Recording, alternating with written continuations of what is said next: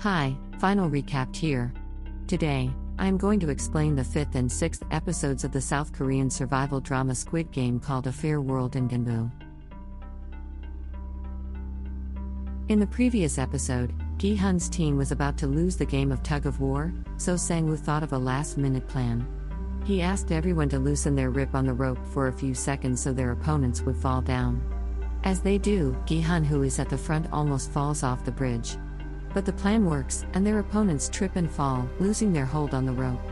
The team uses this opportunity to pull the rope harder than ever and finally wins the game. They lie on the ground in exhaustion, feeling the adrenaline rush in their bodies.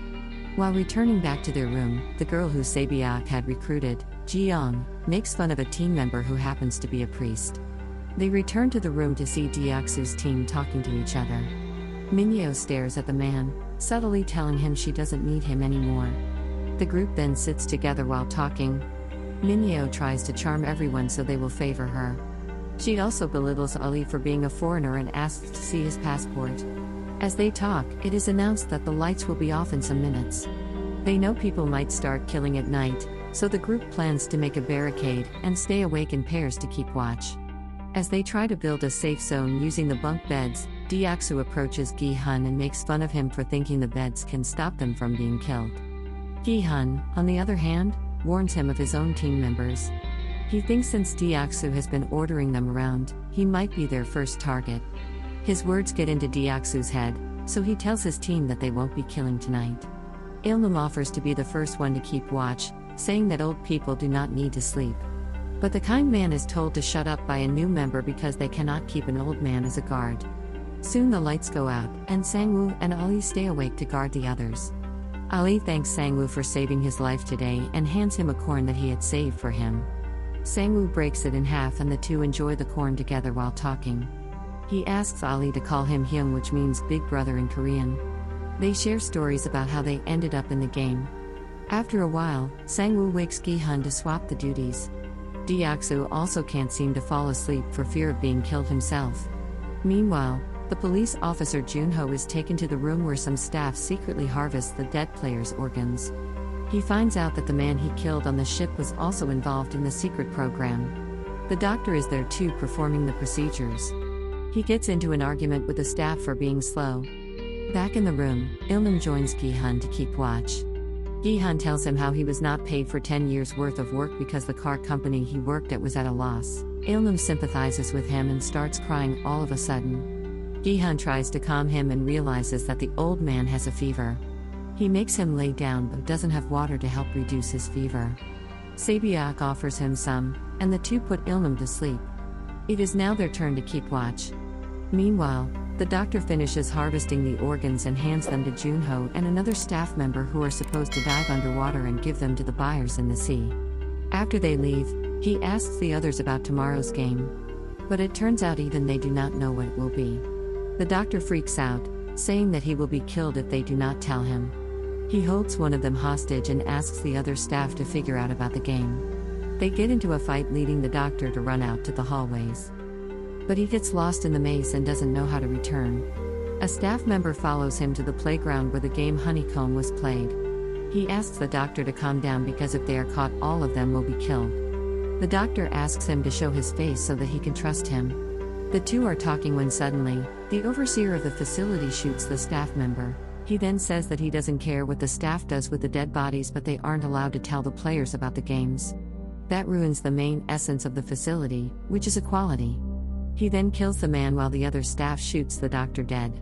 At the same time, Junho and a staff member go down through an emergency exit which the man claims are for the VIPs. Junho vaguely asks him about the VIPs, but the man reveals no one knows who they are. He becomes suspicious of Junho for inquiring so much and asks him to open his mask. The man finds out Junho is a different person, but before he can react, Junho points his gun at him. He inquires about his brother, but the man doesn't know anything about him. But he tells him about the player's information file in their overseer's room where he can find his brother's information. A secret stairway that leads him to the overseer's room lies nearby. Junho shoots the man dead and enters the overseer's room. After he is gone, the overseer and the staff come downstairs to see the man who was killed by Junho. The overseer digs the bullet out of his head and realizes it belongs to a policeman. The staffs are ordered to find the man as soon as possible. An alarm begins blaring, waking the players up. They are quickly made to line up in the middle by the staff. Ilnam refuses to get up and it turns out he had peed himself at night. Meanwhile, Junho is in the overseer's room, where he finds the files of every single person who has ever participated in the game. He figures that the games have been played for many years now. The players are then made to stand in lines in the middle of the room. Gi-hun helps Ilnam by tying his jacket around the old man's waist, so he won't be embarrassed. After that, the players are then taken outside through the halls, where everyone is horrified to see the dead bodies of the doctor and the staff who helped him hung from the ceiling. An announcement is made saying that this will happen to anyone who breaks the rules for their own benefit. In the meantime, Junho is still in the overseer's office, taking pictures of the documents he thinks are important. He is searching for his brother's file when he hears a phone ringing outside. The overseer comes into the room and picks it up. He talks to a foreign man in English about a minor disturbance that happened between the staff and assures the person on the other end everything will be good when the VIPs arrive. After the overseer leaves, Junho picks up the phone and tries to call the number back but to no avail. In the meantime, the players are taken to an empty white room where they will have to separate into groups of 2. Gi-hun's team needs to separate as well. They look at each other in confusion, knowing that they will have to go against each other now. Min-yeo tries to sweet-talk Gi-hun to team up with her. When he doesn't speak, she makes her way to Sang-woo, who also declines her offer. Sang-woo asks Ali to be his teammate, and the two look at Gi-hun to see if he objects. Gi-hun asks them to go ahead and starts looking for a teammate himself. Ilnam makes his way towards him, but Gi-hun knows he cannot win with an old man as his partner, so he apologizes to him.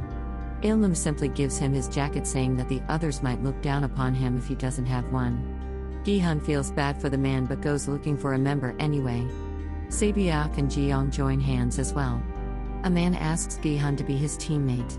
He reveals that since the doctor is dead, it leaves an odd number of players. So, the one with no partner will probably be killed. Gi-hun looks at Ilnam sitting alone in a corner and feels awful for abandoning him, so he asks the old man to be his partner. In the end, the one person who doesn't have a partner is Min-yeo. She makes a fuss about them not being able to win without her. As the players make their way to play the game, she is taken away by the guards. The players are then brought to a mock neighborhood with several houses and streets. Ilnam and Gi-hun talk about the alleyways looking like their childhood homes, while Ali and Sang-woo promise each other that they will win the money together for their families. However, all of their plans fail when it is announced that the pairs will be going against each other. They are given 10 marbles each and told to play any game they want to with them. Most of them choose either a game where you should throw the marbles into a pit or a game in which one guesses how many marbles the other person has. They are given 30 minutes to complete the game. Gi-hun is shocked, but Ilnam seems to be looking at the marbles in fascination. He has completely forgotten what he was here for. As the game begins, everyone starts playing, but Ilnam goes around the blocks looking for his house. Gi-hun tries to stop him, but he doesn't want to play the game, saying that it is childish. At last, Gi-hun slams the old man to the wall in frustration, knowing that both of them will die if they do not play. Ilnam trembles in fear and accepts to play with him. At the same time, Ali and Sang-woo, who treat each other like brothers, have to go against each other now. Ali doesn't want to play the game, but Sang-woo insists that they do, or else both of them will lose. Ali doesn't even know how to play it. So Sang-woo teaches him. One of them will have to keep a certain number of marbles hidden in a fist. The other will guess if the number of marbles in their fist is odd or even. If the guess is correct, all the marbles the person is holding will go to the person who made the correct guess.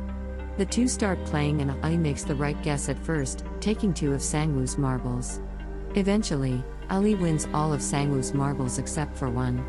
When people start dying, Sang-woo claims that he is a way they can both win. An innocent Ali who doesn't want to be the reason Sang-woo dies listens to his plan. Sang-woo claims that at the end of the game, people are not going to agree on a winner because they will nitpick the rules. The staff will then have only one way to continue, that is to make one team go against another. So, they make a deal to go around the playing zone looking for the players who are older so they can go against them at the end. Ali still doesn't understand Sang-woo's plan, but agrees to do whatever he wants because he trusts him. Sang-woo also makes him wear his marble bag on his neck so no one can snatch it. Meanwhile, Ji-young and Sae-byeok sit together not knowing what to do. Sae-byeok, being from North Korea, doesn't know any marble games, so Ji-young offers to teach her. But both girls do not want to play for 30 minutes, so they decide to just talk for most of the time and bet all of their marbles on one game. At the end, Sae-byeok, who normally doesn't like to speak much, reveals that her father died while trying to cross the border and her mother was caught by the Chinese police and sent back to North Korea. She wants to buy a house and bring her mother back after she wins the money. Ji-young laughs, saying that she could do a lot more than that with the money. Sae-byeok innocently claims she wants to visit Jeju Island, to which Ji-young offers to go together. They realize that it cannot happen because one of them will die today.